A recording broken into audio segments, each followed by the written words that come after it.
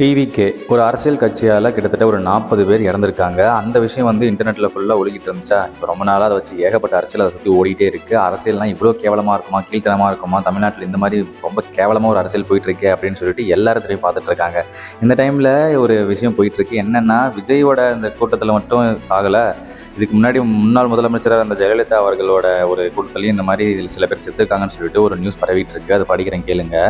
கும்பகோண நகரில் அமைந்துள்ள மகாமக குளத்தில் 1992 பிப்ரவரி 18 அன்று நடந்த மகாமக திருவிழாவின் போது அப்போதைய முதல்வர் ஜெயலலிதா கலந்து கொண்டு குளத்தில் நீராடினார். அப்போது ஏற்பட்ட கூட்ட நெரிசலில் சிக்கி 48 பேர் பலியாகினார்.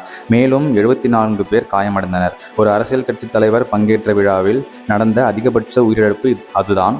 அதற்கு பிறகு தற்போது கரூரில் விஜய் பங்கேற்ற பிரச்சார கூட்டத்தில் நெரிசல் சிக்கி 40 பேர் பலியானது குறிப்பிடத்தக்கது அப்படின்னு சொல்லிட்டு இந்த ஒரு நியூஸ் போயிட்டு இருக்கு. ஏன் வந்துட்டு இங்கே பாருங்க, என்னை விட வந்து ஆல்ரெடி இவங்க ஒரு கூட்டத்தில் வந்து செத்துருக்காங்க அப்படின்னு சொல்லிட்டு இந்த மாதிரி ஏதோ போட்டி போட்டுட்டு பண்ணுற மாதிரி சில விஷயம் பண்ணிட்டு இருக்காங்க. ஒரு கூட்டத்தில் இந்த மாதிரி ஒரு 40 பேர் ஒருத்தவங்க உயிர் இறந்தாவே அது வந்து ரொம்ப கேவலம் தான். இந்த மாதிரி அப்படி விடவே கூடாது. அந்த மாதிரி ப்ரொடெக்ஷன் கொடுத்துருக்கணும்.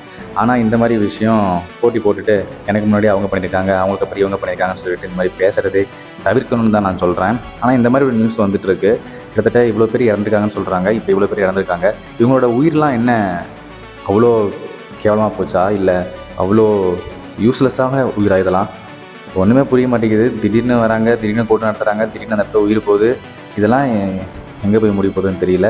இதை பற்றி நீங்கள் என்ன நினைக்கிறீங்கன்னு சொல்லிட்டு கமெண்ட்டில் சொல்லுங்கள்.